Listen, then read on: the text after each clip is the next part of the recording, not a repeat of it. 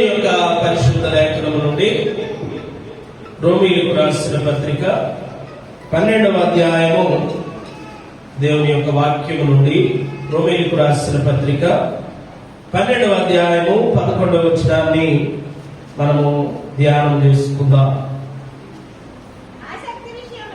ఆసక్తి విషయములో మాంద్యులు కాక ఆత్మయందు తీవ్రత గలవారే ప్రభువును సేవించుడి.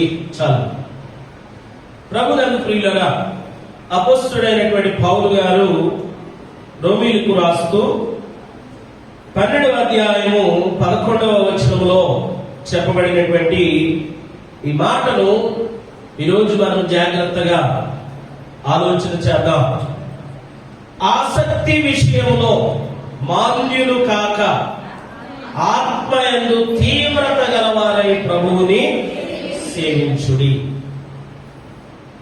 ఈ వాక్యంలో రెండు భాగాలు మనకు కనబడుతున్నాయి. మొదటిది ఉండవద్దు అని చెప్పేది, రెండవ భాగమేమో ఉండమని. మొదటిది ఏమిటంటే ఆసక్తి విషయంలో మాంద్యులుగా ఉండవద్దు. మాంద్యత అనేటువంటిది ఏమిటంటే ఆర్థిక మాంద్యం అని 1929-30 ఆ సంవత్సరాల్లో ప్రపంచంలోనే ఆర్థిక మాంద్యం అనేటువంటిది ఒకటి ఏర్పడింది. ఈ మాంద్యత అనేటువంటి ఈ మాటను అక్కడ మనం వింటూ ఉంటాం. చదువుకున్నటువంటి బిడ్డలు ఎకానమీలో వింటారు. అయితే ఈ మాంద్యత అనేటువంటి మాటను మనం ఆలోచన చేసినప్పుడు అసలు లేకపోవడం, మాంద్యత అనేటువంటిది ఈనాడు సంఘాలలోనూ రక్షింపబడిన బిడ్డల్లోనూ ఈనాడు కాదు ఆనాడు రోమా సంఘంలో కూడా ఉంది కనుకనే ఆ మాంద్యత గురించి మాట్లాడుతూ ఉన్నాడు అపొస్తలుడైనటువంటి పౌలు. ఆసక్తి విషయంలో మాంద్యులుగా ఉండవద్దు అంటే మనకు అర్థం అవ్వాలనంటే ఆసక్తి కలిగి ఉండండి అనేటువంటి అర్థాన్ని మనం తీసుకోవాలి. ఆసక్తి లేకపోతే ఏది కూడా మనం సాధించలేము. ఒక వ్యక్తి మంచిగా చదువుకోవాలనంటే చదువు పట్ల ఏముండాలి? ఆసక్తి ఉండాలి. అప్పుడే అతడు ఆసక్తి కలిగినప్పుడు ఆ చదువులో అతడు రాణించగలుగుతాడు. ఆసక్తి లేకుండా దేనిలో కూడా మనము సక్సెస్ ని సాధించలేము. ఆసక్తి కలిగి ఉండాలి. మీరందరూ కూడా ఉపవాస కూడికల పట్ల ఆసక్తి కలిగి దేవుని మందిరానికి వచ్చి ఉన్నారు కనుక మంచిది. ప్రియులరా, మన ఆరాధనలో ఆసక్తితో మనం దేవుని సన్నిధికి రావాలి. మన జీవితాలలో దేవుని కార్యాలు చూడాలనంటే, దేవుని ప్రత్యక్షతను మనం పొందుకోవాలనంటే, దేవుని వాక్యాన్ని మనం గ్రహించుకోవాలనంటే, దేవుని కార్యాలు మన జీవితాలలో జరగాలనంటే మనము కూడా ఆసక్తిని కలిగి ఉండాలి. ఆసక్తి లేకుండా ఏ పని చేసినా దానిలో మనం విజయం సాధించలేము. ఒక వ్యక్తి ఏదైనా ఒక ఘనకార్యాన్ని సాధించాడంటే దానిలో అతడు ఆసక్తిగా పనిచేశాడు కనుకనే సాధించగలుగుతారు. ఈ లోకంలో ఒక వ్యక్తి ఏదైనా ఒక ఉన్నతమైనటువంటి శిఖరాన్ని అధిరోహించాడంటే, ఒక ఉన్నతమైన ఉద్యోగం సంపాదించాడంటే దాని పట్ల అతను ఆసక్తితో ప్రయాసపడ్డాడు కనుక దానిని రీచ్ అవ్వగలిగాడు. అలాగే రాజకీయ నాయకులు గాని ఒక మంత్రి పదవికో లేకపోతే ఒక ఉన్నతమైనటువంటి పదవికి చేరుకోవాలంటే వారు దాని కొరకు ఎన్నో సంవత్సరాలుగా ఆసక్తితో పనిచేయాలి. ప్రభునందు ప్రియులారా, అలాగే ఈ లోకంలో కూడా మనము మన కుటుంబము అభివృద్ధి చెందాలనంటే, మనము మన కుటుంబము ఒక స్థితిలో నిలబడి ఉండాలనంటే ఆసక్తి కలిగి ఉంటేనే ఏదైనా మనము సాధించగలుగుతాం. ఈ లోకంలోనే ఏది సాధించాలన్నా ఆసక్తి కలిగి ఉండాలి. ఆ పని పట్ల మనం చేస్తున్న పని ఏదైతే ఉందో, మనం చేస్తున్నటువంటి వృత్తి ఏదైతే ఉందో, మనం చేస్తున్నటువంటి కార్యం ఏదైతే ఉందో దాని పట్ల చక్కని ఆసక్తి కలిగి ముందుకు సాగినప్పుడే దానిలో మనం సక్సెస్ పొందుకోగలుగుతాం. ప్రభునందు ప్రియులారా, ఒకవేళ ఈ లోకంలో సక్సెస్ పొందుకొని సాధించి దానిని మనం ఏదైతే గోల్ పెట్టుకున్నామో ఆ గోల్ రీచ్ అయినా గానీ దాని నుండి వచ్చే ఫలితం మహా అయితే 40 సంవత్సరాలు, ఒక 50 సంవత్సరాలు. అది ఈ లోక సంబంధమైనటువంటిది. అదే దేవుని పట్ల నీవు ఆసక్తి కలిగి ఉంటే, దేవుని మందిరం పట్ల నీవు ఆసక్తి కలిగి ఉంటే, దేవుని వాక్యం పట్ల నీవు ఆసక్తిని కలిగి ఉంటే, నీవు యుగ యుగములు కూడా ఆ ఆసక్తికి తగిన ఫలితమును నీవు పొందుకుంటావు. దేవునికి స్తోత్రం, హల్లెలూయా. కాబట్టి ప్రియులారా, ఈ లోకములో పనులే మనము ఫలితాన్ని పొందుకోవాలంటే ఆసక్తిని కలిగి ఉండాలి. కానీ వాటి ఫలితము, వాటి నుండి వచ్చేటటువంటి ప్రతిఫలాలు కొంతకాలమే మనం పొందుకుంటాం. కానీ దేవుని విషయంలో మనం ఆసక్తి చూపిస్తే, దేవుని కార్యాల విషయంలో మనము ఆసక్తిని చూపించగలిగితే, దేవుని కొరకైన ఆసక్తి గనక నీవు పెంపొందించుకోగలిగితే, నీ జీవితంలో ఇంకా ఎన్నో గొప్ప కార్యాలను దేవుడు జరిగించనై ఉన్నాడు. దేవునికి స్తోత్రం, హల్లెలూయా, హల్లెలూయా. కాబట్టి ప్రియమైన దేవుని బిడ్డలారా, ఆసక్తి కలిగి ఉంటే దైవజనులు ఎంతో భారముతో ఈ కూడికలను ఏర్పాటు చేసినప్పుడు ఏం చేస్తాం? మనం చక్కగా ముందుగానే సిద్ధపడి ఈ 3 దినములు కూడా దేవుని మందిరములో గడపడానికి మనము సిద్ధపడిపోతాం. దేవునికి స్తోత్రం. మన ఆసక్తిని ఆ విధంగా మనం కనపరుస్తూ ఉంటాం. దేవుని కొరకు ఈ 3 దినములు కూడా ప్రతిష్ఠించబడి, ఈ 3 దినములు నేను దేవుని మందిరంలో ఉండాలి, ఈ 3 దినములు నేను ఆశీర్వాదాలు పొందుకోవాలి అనేటువంటి ఆసక్తి కలిగి మనం దేవుని మందిరానికి వస్తాం. మీరు అందరూ కూడా చక్కగా మరి దేవుని మందిరానికి ఆ విధంగా ఆసక్తితో వచ్చారు. అందును బట్టి దేవునికి మహిమ కలుగును గాక. ఆమేన్. ప్రియులారా, మరి కొంతమంది ఉంటారు 3 దినాలు కూటాలంటే వంతులేసుకుంటారు. కొంతమంది పగలు మాత్రమే వచ్చేవాళ్ళు ఉంటారు. కొంతమంది రాత్రులు రారు. వీళ్ళు ఎవరయ్యా అంటే పగటి భక్తులు కొంతమంది ఉంటారు. అలాగే కొంతమంది ఏం చేస్తారు, 3 దినాలు కదా, ఆఖరి దినాలు వెళ్దామని కొంతమంది అనుకుంటారు. లేకపోతే రాత్రి కూటాలకే వచ్చేవారు కొంతమంది. ప్రభునందు ప్రియులారా, వాళ్ళల్లో ఏమి లేదయ్యారంటే ఆసక్తి అనేటువంటిది లేదు. గొప్ప భారము కలిగి కూటాలు పెట్టడం అని అంటే, కూటాలు నిర్వహించడం అంటే చిన్న విషయం ఏం కాదు ఈనాడు. ఎందుకంటే మరి ఆ పరిస్థితులను బట్టి దైవజనులు ఎంతో భారము కలిగి ఈ కూటాలను ఏర్పాటు చేసుకున్నారు. అనేక మంది దైవజనులను ఆహ్వానించుకున్నారు. కనుక మనము ఏదో వంతులు వేసుకుని నువ్వు ఉదయం వెళ్ళు నేను సాయంత్రం వెళ్తాను అన్నట్టుగా కాదు. 3 దినములు కూడా ఆసక్తితో దేవుని మందిరంలో కనుక మీరు గడపగలిగితే దానికి సంబంధించిన ప్రతిఫలాలు మెండుగా దేవుడు మీకు దయచేస్తాడు. దేవునికి స్తోత్రం, హల్లెలూయా. కాబట్టి ప్రియులుగా దేవుని యొక్క లేఖనాల్లో ఆధ్యాత్మిక విషయాలలో మనము వేటి పట్ల ఆసక్తిని కలిగి ఉండాలి.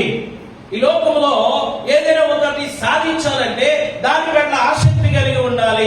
ఈ లోకంలో ఏదైనా మనం ఒక గోల్ రీచ్ అవ్వాలంటే దాని మీద ఆసక్తి పెంచుకోవాలి, ఇంట్రెస్ట్ పెంచుకోవాలని మనం తెలుసు కదా. మరి ఆధ్యాత్మిక విషయాల్లో మనం దేని పట్ల ఆసక్తిని కలిగి ఉండాలో లేఖన సహాయంతో కొన్ని విషయాలు ఈ ఉదయకాలంలో మనం నేర్చుకుందాం. మొట్టమొదటిది యాకోబు పత్రిక 5వ అధ్యాయము 17వ వచనాన్ని మనం జ్ఞాపకం చేసుకుందాం. యాకోబు పత్రిక 5వ అధ్యాయము 17వ వచనం. ఏలియా మన వంటి స్వభావము గల మనుష్యుడే, వర్షింపకుండునట్లు అతడు ఆసక్తితో ప్రార్థన చేయగా 3.5 సంవత్సరముల వరకు భూమి మీద వర్షింపలేదు. దేవునికి స్తోత్రం. మనందరికీ తెలిసిన విషయమే, అనేక మార్లు మనం ధ్యానించిన విషయమే. అయితే ప్రియమైన దేవుని బిడ్డలారా, ఇక్కడ మనం గమనించవలసిన మాట, ఏలియా ఎలా ప్రార్థన చేశాడటండి? ఆసక్తితో ప్రార్థన చేశాడు. అంటే మొట్టమొదటి ఆధ్యాత్మికమైనటువంటి ఆసక్తి మనం కలిగి ఉండవలసినటువంటిది. దేని విషయంలో ఆసక్తిని కలిగి ఉండాలంటే ప్రార్థన విషయంలో ఆసక్తిని కలిగి ఉండాలి. ప్రభునందు ప్రియులారా, ప్రార్థన విషయంలో ఆసక్తి ఏలియా మన వంటి మనుష్యుడే, మన వంటి స్వభావము కలిగిన వాడే. ఏలియా కూడా మన వంటి ఆ స్వభావము కలిగిన మనుష్యుడే అయినప్పటికీ అతడు ఎలా ప్రార్థన చేశాడంటే, ఆసక్తితో ప్రార్థన చేసినప్పుడు ఆ ఆసక్తిని బట్టి, ఆసక్తి కలిగిన ప్రార్థనను బట్టి 3.5 సంవత్సరముల వరకు వర్షింపలేదు. ఇక మనం చూసినట్లయితే పాత నిబంధన గ్రంథంలో రాయబడినటువంటి మాట ప్రకారం వర్షము గాని హిమము గాని ఆ దేశంలో కురవలేదటండి. 3.5 సంవత్సరములు ప్రకృతిని శాసించగలిగింది ఏమిటో తెలుసా?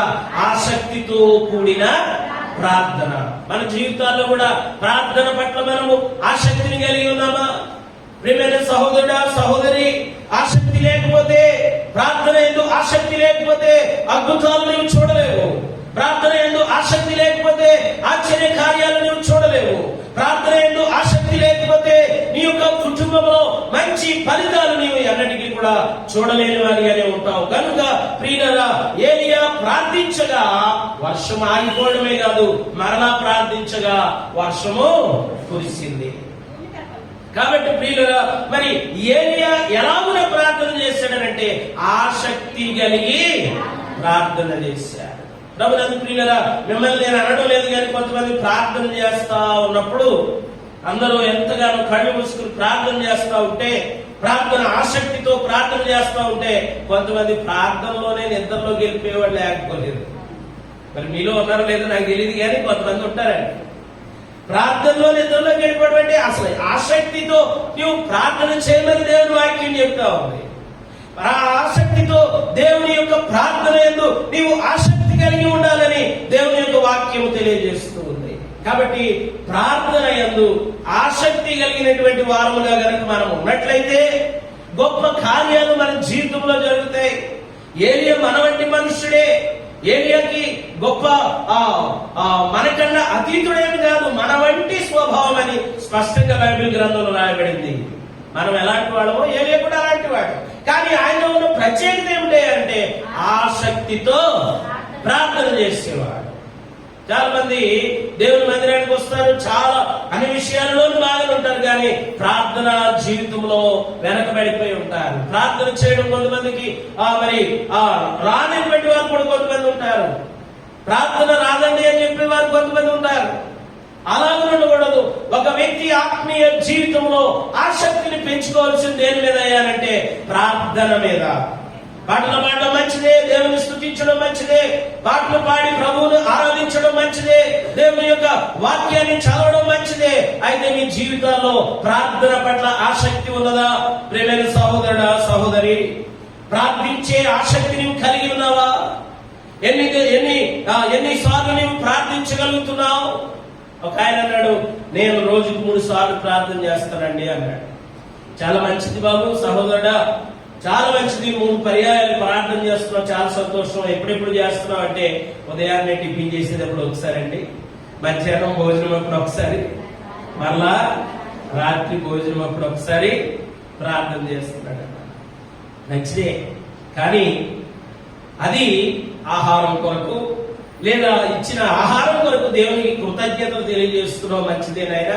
ఆ 3 సందర్భాల్లో కాకుండా ఇంకా ఏమైనా ప్రార్థన చేస్తున్నావు అంటే 3 సార్లు అయిపోయింది కదండి, రోజుకి 3 సార్లు అయిపోయింది కదండి అన్నాడు. కాదు, కానీ ప్రార్థన అనేటువంటిది ఏమిటంటే prayer is the direct relationship with God. ప్రార్థన అనేటువంటిది దేవునితో నీకు ప్రత్యక్ష సంబంధం ఏర్పాటు చేస్తుంది. దేవునికి స్తోత్రం. కాబట్టి నీవు ఆహారం తీసుకునేటప్పుడు ప్రార్థన చేయడం అది వేరే విషయం. దేవుడు నీకు ఇచ్చిన ఆహారాన్ని బట్టి నువ్వు కృతజ్ఞతలు తెలియజేస్తున్నావు, మంచిదే. కానీ నీకంటూ ఒక ప్రత్యేకమైనటువంటి సమయం ఉండాలి, ఏకాంత ప్రార్థన ఉండాలి, మోకరించి ప్రార్థించగలగాలి. ప్రార్థన యందు నీవు ఆసక్తిని కలిగి ఉండాలి. ఆ ప్రార్థనలో దేవునితో నీవు సంభాషించేవాడిగా ఉండాలి. దేవునికి స్తోత్రం, హల్లెలూయా. ఇంకా ప్రార్థన అనేటువంటిదట భారములు భుజములు మారే స్థలము అన్నాడు ఒక భక్తుడు. దేవునికి స్తోత్రం. ప్రార్థన అనేటిది ఏంటంట? భారములు భుజములు మారే స్థలం, భారములు భుజములు మారే సమయం. ప్రార్థన సమయం అనేటువంటిది భారములు భుజములు మారడం అంటే నీకున్న భారము అదేదైనా కానీ, నీ కుటుంబ భారం కావచ్చు, నీ బిడ్డల భారం కావచ్చు, నీ బిడ్డల భవిష్యత్తు భారం కావచ్చు, నీ బిడ్డల వివాహ భారం కావచ్చు, కుటుంబంలో ఉన్న ఆర్థిక పరిస్థితులు కావచ్చు, ఆ భారము నీ భుజముల మీద నుండి దేవుని భుజాల మీదకి వెళ్ళిపోతుందట. ఎక్కడా? ప్రార్థనలో. నీవు ప్రార్థనలో, దేవా నా భారం ఇది, నా పరిస్థితి ఇది, నా యొక్క అవసరం ఇది, నా యొక్క పరిస్థితి, ఆర్థిక పరిస్థితి ఇది, నా బిడ్డల పరిస్థితి ఇది అని నీవు ఎప్పుడైతే దేవునితో నీవు మొరపెట్టుకుంటావో, ఎప్పుడైతే దేవునికి నీవు ప్రార్థనలో విన్నవించుకుంటావో, నీ భారము నీ భుజముల మీద నుండి ఎవరు తీసుకుంటారు? ఆయనే తీసుకుంటాడు. దేవునికి స్తోత్రం. అయితే మరి ఆసక్తితో ప్రార్థన చేయగలగాలి. ఏలియా మన వంటి మనుష్యుడే అయినప్పటికీ ఆసక్తితో ప్రార్థన చేయగా మరి వర్షము కురవలేదు. మరలా ప్రార్థించగా వర్షం కురిగింది. ప్రకృతినే శాసించగలిగింది ఆసక్తి కలిగిన ప్రార్థన. కాబట్టి ప్రియమైన దేవుని బిడ్డలారా, దేవుని యొక్క లేఖనాల్లో మరొక మాటలు జ్ఞాపకం చేస్తారు. అపొస్తలుల కార్యములు 12వ అధ్యాయము 5వ వచనం. అపొస్తలుల కార్యములు 12వ అధ్యాయము 5వ వచనాన్ని జ్ఞాపకం చేసుకుందాం. పేతురు చెరసాలలో ఉంచబడెను, సంఘమైతే అతని కొరకు అత్యాసక్తితో దేవునికి ప్రార్థన చేయుచుండెను. దేవునికి స్తోత్రం. అందరూ పెద్దవాడు చేతులు పైకెత్తి హల్లెలూయా. మంచిది ప్రియులారా, ఇక్కడ ఆసక్తిగా అంతా కూడా ఇంకా పెద్ద పదం వాడాడు. ఇక్కడ అత్యాసక్తితో, ప్రభునందు ప్రియులారా, అత్యాసక్తితో ప్రార్థన చేశారట. ఎవరు? సంఘము. ఎవరండి ఇక్కడ? సంఘము అత్యాసక్తితో ప్రార్థన. ఆధ్యాత్మిక విషయాల్లో ఆసక్తిని గురించి నేను మాట్లాడుతూ ఉన్నాను. ఆధ్యాత్మిక విషయాల్లో సంఘము ఏ విషయాల్లో ఆసక్తిని కలిగి ఉండాలంటే ప్రార్థించేటటువంటి విషయంలో ఆసక్తిని కలిగి ఉండాలి. ఇంతకుముందు ఏరియా ద్వారా మనం గమనించాం, అది ఒకవేళ వ్యక్తిగతమైనటువంటి ప్రార్థన ఉండవచ్చు. వ్యక్తిగతమైనటువంటి అవసరం కొరకు, నీవు వ్యక్తిగతమైనటువంటి అవసరం కొరకు, నీ కుటుంబం కొరకు, నీ బిడ్డల కొరకు, నీకున్న సమస్యల కొరకు, నీకున్న అనారోగ్యం కొరకు, నీకున్నటువంటి ఆర్థిక పరిస్థితిని బట్టి నువ్వు ప్రార్థించవచ్చు. అయితే రెండవది ఇక్కడ మనం గమనిస్తున్నటువంటిది ఏమిటి అంటే సంఘముగా ఆసక్తితో ప్రార్థన చేశారు. అత్యాసక్తితో ప్రార్థన చేస్తుంది ఇక్కడ సంఘం. అక్కడ సంఘము ఎలా ఉన్నదయ్యా అంటే ప్రియుల ప్రార్థన పట్ల అతి ఆసక్తి కలిగినటువంటి సంఘముగా ఉన్నది. మనము దేని పట్ల ఆసక్తిని కలిగి ఉంటాం? ప్రియుల సంఘముగా కొంతమంది ఎవరి బిడ్డలు కేవలం పాటల పట్లనే ఆసక్తి కలిగి ఉంటారు. కానీ పాటలు పాడడం మంచిదే, దాన్ని నేను తప్పు పెట్టడం లేదు. కానీ ప్రియుల ప్రార్థన పట్ల కూడా ఆసక్తిని కలిగి ఉండాలి. సంఘముగా మనము కూడుకున్నప్పుడు ప్రార్థనలో ఎక్కువ సమయం గడిపేవారిగా మనం ఉండాలి. సంఘముగా అందరము కలిసి ఎప్పుడైతే ప్రార్థన చేసామో ఆ ప్రార్థనకు ఖచ్చితంగా జవాబు దొరుకుతుంది. ఇక్కడ సంఘము ఆ అత్యాసక్తితో ప్రార్థన చేసినప్పుడు గొప్ప కార్యం జరిగిందండి. సంఘము ఎప్పుడు ప్రార్థన చేసింది, దాని యొక్క పరిస్థితి ఏమిటి అని మనం ఆలోచన చేస్తే సంఘ కాపరి ఎక్కడ ఉన్నాడు? అమ్మా ప్రార్థన చేయండి, ప్రార్థన చేయండి అని బలిపీఠ మీద నుంచి చెప్తున్నాడు. అక్కడ ఎక్కడ ఉన్నాడు? సంఘ కాపరి ఎక్కడ ఉన్నాడు? చెరసాలలో ఉన్నాడు. సంఘ కాపరి లేడు అక్కడ. అయినప్పటికీ సంఘం ఏం చేసింది? అత్యాసక్తితో ప్రార్థన చేసింది. ప్రభునందు ప్రియులరా, కాబట్టి అంటే అక్కడ సంఘం యొక్క పరిస్థితి ఎలా ఉన్నదంటే శ్రమలో ఉన్నది. సంఘ కాపరిని చెరలో ఉంచారు. సంఘ కాపరి ఎక్కడో ఉన్నాడు. అయినా కానీ సంఘం ఏం చేసిందంటే అత్యాసక్తితో ప్రార్థన చేస్తుంది. అక్కడ గమనించాలి ప్రియులరా, దేవుని యొక్క సువార్త పరిచర్య చేసేటటువంటి దైవ దాసుడు కొన్ని సమయాల్లో ఒకవేళ మన మధ్య లేకపోయినప్పటికీ ప్రభునందు ప్రియులరా, ఒకవేళ ఆయా సంఘాలను దర్శించవలసినటువంటి సమయాలు కొన్ని వస్తాయి. ఎక్కడో మీటింగ్స్ లో ఆలస్యం అవుతుంది. అలాంటి సమయంలో కూడా సంఘము ఆసక్తిని మాత్రం విడిచిపెట్టకూడదు, ఆసక్తిని వదిలిపెట్టకూడదు. ప్రార్థన యందు ఆసక్తి కలిగి కాపరి లేకపోయినా కాపరి కోసం ప్రార్థన చేయటం ఆ సంఘం యొక్క ప్రత్యేకత. కాబట్టి ప్రియమైన దేవుని బిడ్డలారా, ఈ సంఘము ఎవరి కొరకు ప్రార్థన చేస్తుందయ్యా అంటే చెరలో ఉన్నటువంటి సంఘ నాయకుడైనటువంటి పేతురు గారి కొరకు ప్రార్థన చేస్తున్నాం. మనం ప్రార్థన చేస్తున్నామా? దైవజనుల కొరకే. దైవజనులకు ఎంతో భారము, దేవుని యొక్క పరిచర్య చేయాలనేటువంటి భారము కలిగి వారు మన కొరకు మన ఆత్మలను కాయడానికి, మనలను ఆత్మీయంగా అభివృద్ధి పరచడానికి వారు పడుచున్నటువంటి ప్రయాసను బట్టి, వారు చేస్తున్నటువంటి కృషిని బట్టి దాదాపుగా మరి 3 గ్రామాలలో సేతంపేట, విజయేశ్వరం, మధూరు, మరి ఈ పరిసర ప్రాంతాలలో దైవజనులు ఎంతో శ్రమపడి కష్టపడి సేవా భారము కలిగి పనిచేస్తున్నప్పుడు దైవజనుని కొరకు ప్రార్థించవలసిన బాధ్యత ఎవరి మీద ఉంది? అమ్మా మీరు రిప్లై రావాలి. రిప్లై రాకపోతే నేను ముందుకు కొనసాగను. ఎందుకంటే నేను టీచర్ కాబట్టి పిల్లలు చెబుతూ ఉంటే పాఠం బాగా ముందుగా బాగా స్పీడ్గా వెళ్తా ఉంటాను. కాబట్టి అడిగినప్పుడు సమాధానం రావాలి మీ నుంచి గట్టిగా. ఏమని? సంఘము యొక్క బాధ్యత ఏమిటి? దైవజనుని కొరకు ప్రార్థన చేయవలసినటువంటి బాధ్యత. కాబట్టి మన టాపిక్ లోనే మనం వెళుతున్నాం.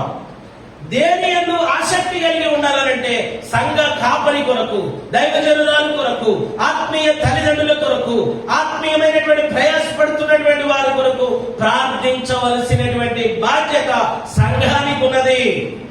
ఇక్కడ సంఘము పేతురు చెరలో ఉన్నప్పుడు పేతురు గారి కొరకే ప్రార్థన చేస్తూ ఉన్నారు. మామూలుగా అయితే వాస్తవంగా జరిగేది ఏంటంటే, ప్రియులరా, పేతురు గారు చెరలో పెట్టేశారు, మనమందరం ఇక్కడ కూర్చుంటే, మనందరం ఇక్కడ కూడుకొని ఉంటే మనల్ని కూడా తీసుకెళ్లిపోతారేమో అని భయపడి వారు పారిపోవలసినటువంటి పరిస్థితి ఆ దినాల్లో. కానీ సంఘం అలా చేయలేదు. అత్యాశక్తితో ప్రార్థన చేసింది. ప్రార్థించడమే కాదండి, ఎలా ప్రార్థన చేసింది? అత్యాశక్తితో ప్రార్థన చేసింది.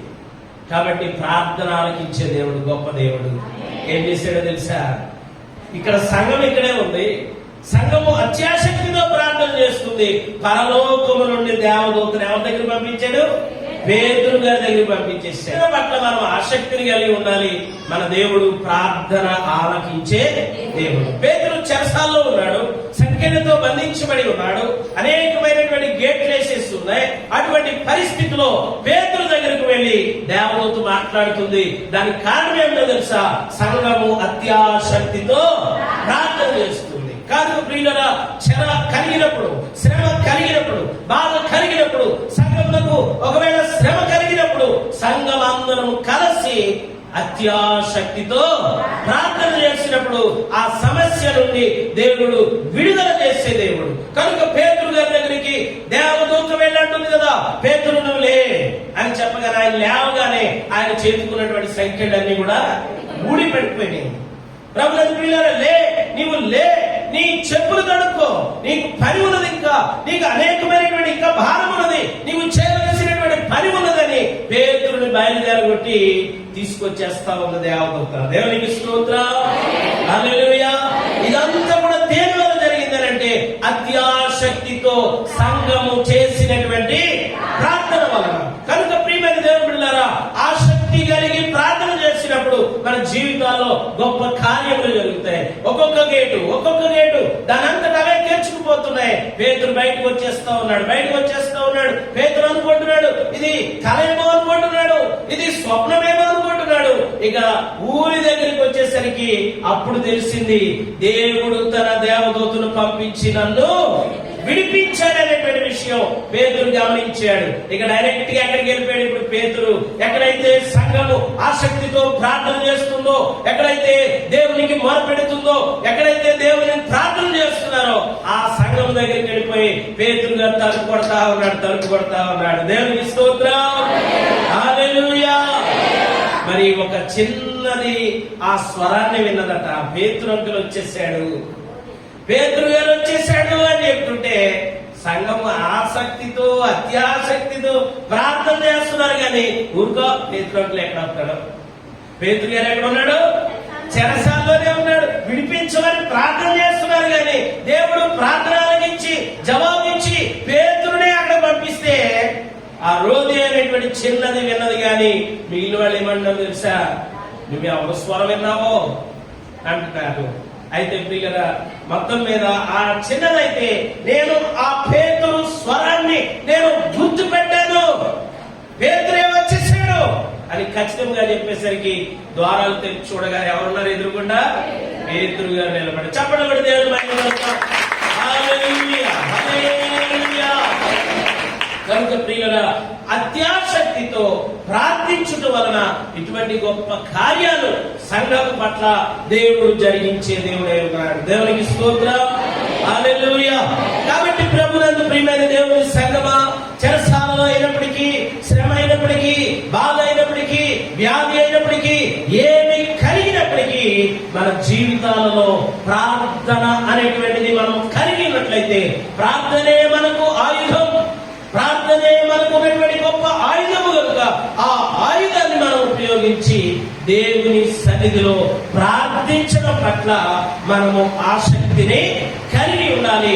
ఎప్పుడైతే ఆసక్తితో మనము ప్రార్థించామో దేవుడు మన జీవితాలలో ప్రార్థన పట్ల ఆసక్తిని కలిగజేసి, ఎప్పుడైతే ఆసక్తితో మనము ప్రార్థన చేశామో మన జీవితాల్లో దేవుడు గొప్ప కార్యములను జరిగించునుగాక, అద్భుత కార్యములను సంఘములో జరిగించునుగాక, గొప్ప కార్యాలలో దేవుడు మనలను బలపరచునుగాక.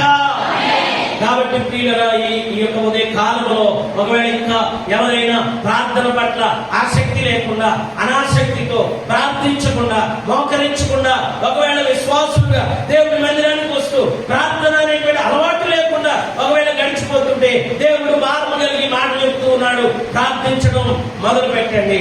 ఆసక్తితో ప్రార్థించండి, అలవాటుగా కాదు, ఆచార్యంగా కాదు, ఆసక్తితో ప్రార్థించే బిడ్డలుగా దేవుడు మనల్ని నడిపించునుగాక. ఆమేన్. ప్రభునందు ప్రియులరా, దేవుడు మనకిచ్చినటువంటి ఆయుధం ఏమిటో తెలుసా? ఈ లోకంలో ఒక్కో వ్యక్తికి ఒక్కో రకమైనటువంటి ఆయుధాలు ఉంటాయి. పూర్వం మన పెద్దోళ్ళందరికీ ఒక ఆయుధం ఉండేది చేతిలో. ఏమిటో తెలుసా? కర్ర పట్టుకుని కానీ బయటికి ఎక్కడికి వెళ్ళేవారు కాదు. అది పూర్వ దినాల్లో ఆయుధాలు. ఆ తర్వాత రకరకాల మనుషులకి రకరకాల ఆయుధాలు ఉంటాయి. కానీ దేవుడు మనకిచ్చిన ఆయుధం ఏంటంటే ప్రార్థనే ఆయుధం. ప్రభువు నేర్పాడు మనం ప్రార్థించమని.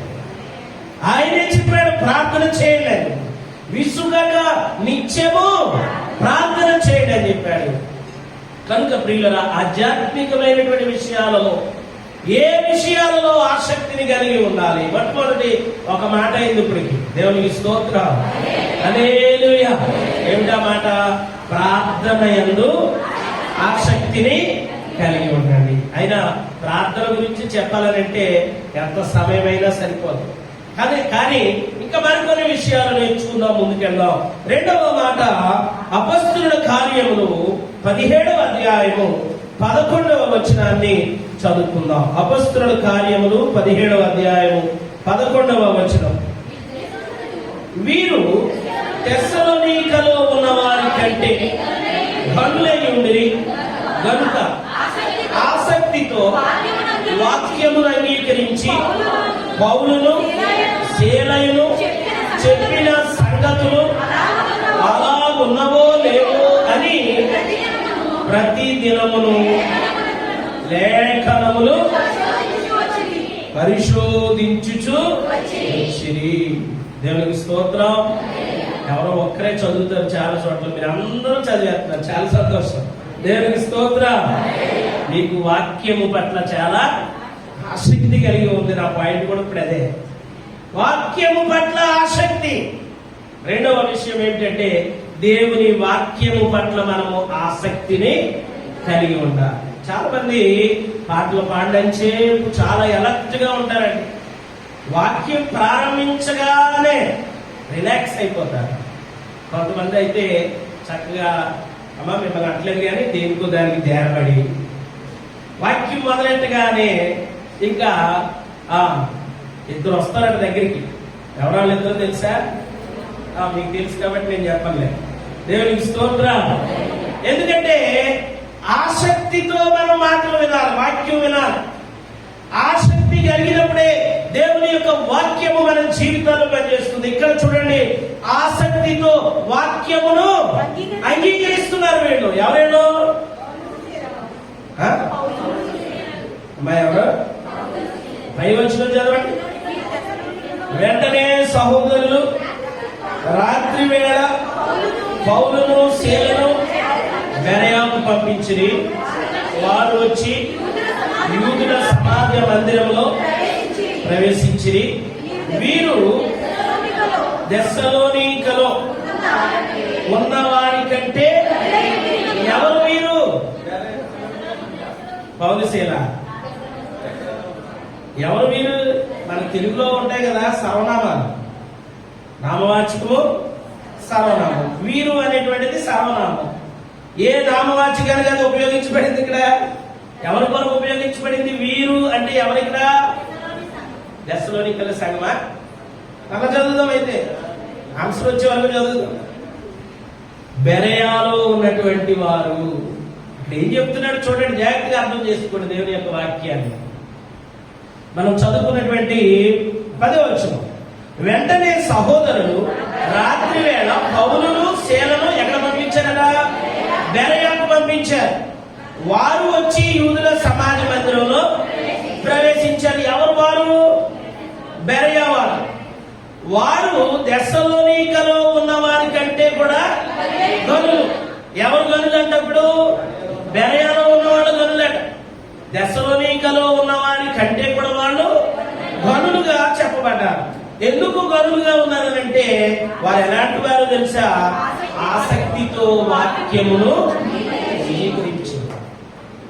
ఆసక్తితో వాక్యాన్ని అంగీకరించేవారు మొట్టమొదటి విషయం. రెండో పార్టీ కూడా ఉందండి వాళ్ళల్లో. ఏమిటో తెలుసా?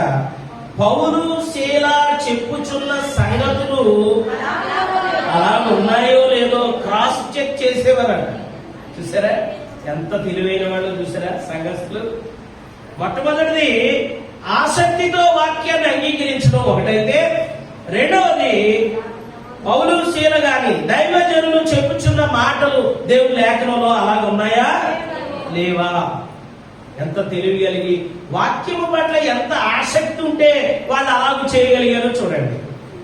వీరు బెరయాలో ఉన్నటువంటి సంఘ విశ్వాసులు దేవుని పట్ల, దేవుని వాక్యము పట్ల అటువంటి ఆసక్తిని కలిగి ఉన్నారు. కాబట్టి వాక్యము పట్ల ఆసక్తిని కలిగి ఉన్నారు. అంతేగాని వాక్యం ప్రారంభించగానే మనం ఏదో రిలాక్స్ అయిపోకూడదు. రిలాక్స్ అయిపోతే ఆసక్తితో దేవుని వాక్యాన్ని వినాలి. దేవుని యొక్క వాక్యము పట్ల మనము ఆసక్తిని కలిగి ఉండాలి. బెరయాలో ఉన్నటువంటి సంఘం వారు ఎంత ఆసక్తితో దేవుని వాక్యాన్ని అంగీకరించేవారు, దేవుని వాక్యాన్ని యాక్సెప్ట్ చేసేవారు, దేవుని వాక్యము ద్వారా తమ జీవితాలు సరి చేసుకునేవారు. దేవుని వాక్యము మనతో మాట్లాడినప్పుడు, మనల్ని గద్దించినప్పుడు, మనకు బుద్ధి చెప్పినప్పుడు మనము ఆ వాక్యాన్ని ఆసక్తితో అంగీకరించేవారిగా ఉండాలి. చాలా మంది ఏమంటారు తెలుసా? దేవుని యొక్క వాక్యం బాగా మాట్లాడినప్పుడు, దైవజనుల ద్వారా, దేవుని ఆత్మ నడిపింపు ద్వారా అనేకమైనటువంటి విషయాలు మనతో దేవుడు మాట్లాడినప్పుడు ఒక్కో సహోదరు అంటే ఈ వాక్యం ఎవరితో అలా డిసైడ్ అయిపోయారు. ఎవరికి? ఫలానా సహోదరికి, నాకు కాదు అని అనుకుంటా ఉంటారు కొంతమంది. కాబట్టి అలాగే కాదు, కానీ ఆసక్తితో దేవుని యొక్క వాక్యాన్ని మనం అంగీకరించాలి. మన ఉదయంలోనికి చేర్చుకోవాలి. ఆ వాక్యాన్ని మనం చేర్చుకుని అంగీకరించి దాని ప్రకారంగా మనం నడుచుకునే వారిగా దేవుని వాక్యము పట్ల ఆసక్తిని కలిగి ఉండాలి. బెరయాలో ఉన్నవారు దేవుని వాక్యం అంగీకరించడమే కాదు, చెప్పిన మాటలు అలా ఉన్నాయో లేదో ధర్మశాస్త్రము తిరగవేస్తూ, దేవుని గ్రంథము తిరగేస్తూ, నిజమేనా ఆ విధంగా రాయబడి ఉన్నదా, ఆ విధంగా దేవుని వాక్యం చెబుతుందా అని వారు అలా ఉన్నవో లేవో ప్రతి దినము కూడా ఏం చేసేవారు? లేఖనములు పరిశోధించుచూ వచ్చారటండి. లేఖనాల పట్ల ఆసక్తి కలిగి ఉండాలి. దేవుని యొక్క వాక్యము చదివే ఆసక్తి. కాబట్టి ప్రియమైన దేవుని బిడ్డలారా, దేవుని యొక్క వాక్యమును మనము విన్నప్పుడు మరి వాళ్ళు వినడం ఎప్పుడో తెలియదు, కానీ పరిశోధించడం మాత్రం ఎప్పుడు చేసేవారండి? ఎప్పుడు చేసేవారు పరిశోధించడం? ప్రతిదినము పరిశోధన చేసేవారు. దేవునికి స్తోత్రం. హల్లెలూయా, హల్లెలూయా.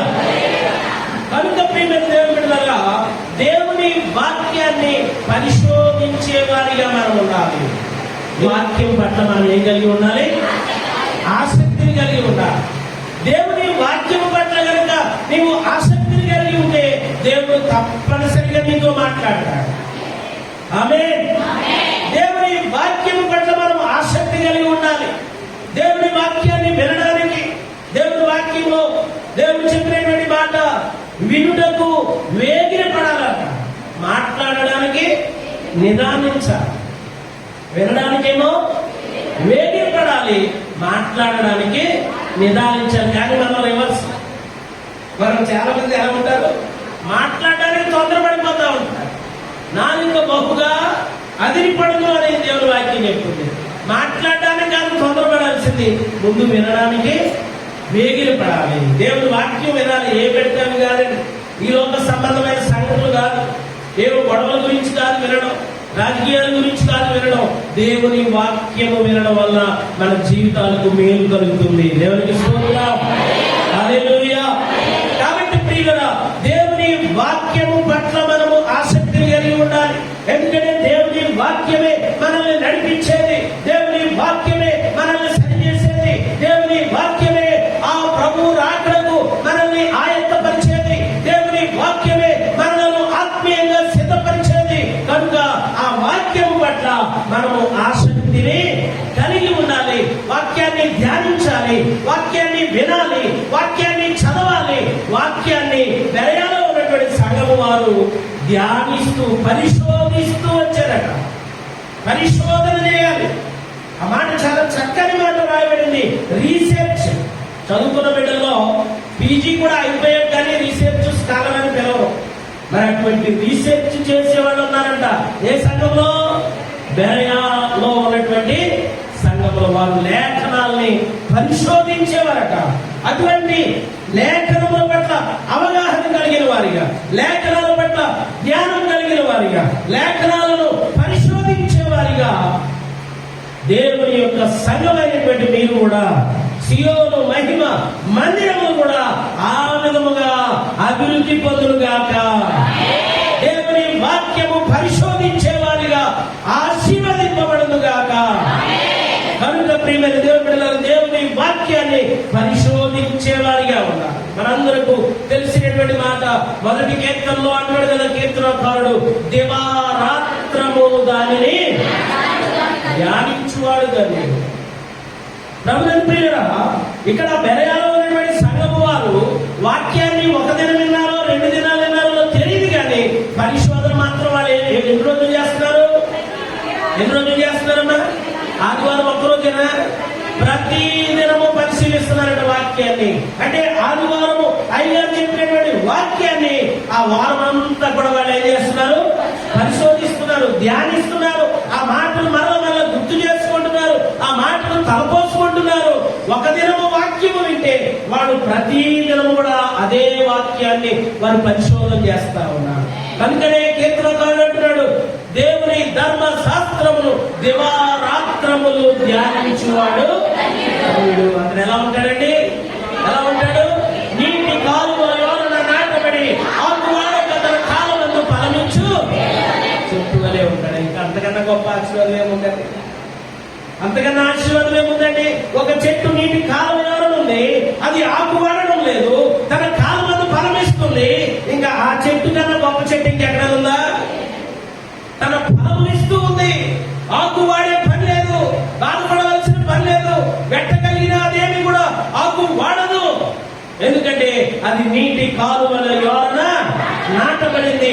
ఆ చెట్టు ఎవరయ్యా అంటే ఎవరైతే దేవుని వాక్యములు దివారాత్రములు ధ్యానిస్తాడు వాడు అలాగుంటాడట.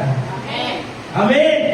కనుక ప్రియులారా, మరి దేవుని వాక్యముల పట్ల మనము ఆసక్తిని కలిగి ఉండాలి. కీర్తనకారుడు అంటున్నాడు 119వ కీర్తన 139వ వచనాన్ని ఒకసారి మనం జ్ఞాపకం చేసుకుందాం. 119వ కీర్తన 139. అమ్మా, నీ వాక్యము అమ్మా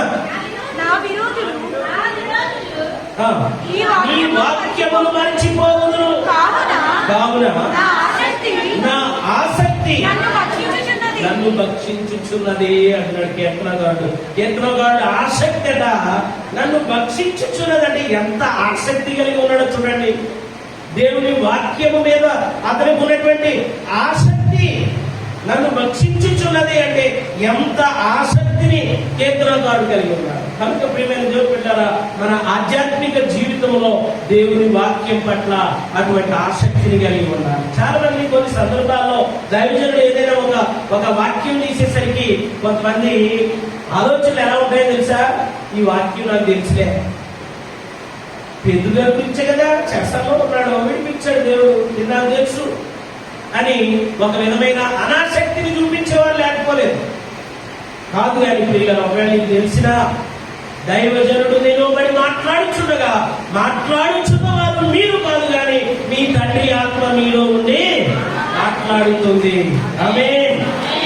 కనుక పిల్లల, దేవుడు ఈ వాక్యము ద్వారా నాకు తెలిసినప్పటికీ, నేను అనేక వారు చదివినప్పటికీ ఏది నాతో మాట్లాడగా ఉన్నాడో, ఏది నన్ను సరిచేయబోతుందో, ఏ మాట నన్ను బలపరుస్తుందో, ఏ మాట నన్ను వెలిగిస్తుందో అనేటువంటి ఆసక్తితో దేవుని మాటలు మనము వినాలి. కాబట్టి దేవుని వాక్యము పట్ల మనము ఆసక్తిని కలిగి ఉండాలి. ఎన్ని మాటలని? 3 అయినాయా? ఎన్ని అయినాయి అమ్మా? 2 అయినాయా? 3 అయినాయా? ఓకే. దేవుని యందు ఆసక్తిని మనం కలిగి ఉండాలి. ఏ విషయాలలో ఆసక్తిని కలిగి ఉండాలి? మొట్టమొదటిది ప్రార్థన యందు ఆసక్తిని కలిగి ఉండాలి. రెండవది వాక్యమునందు ఆసక్తిని కలిగి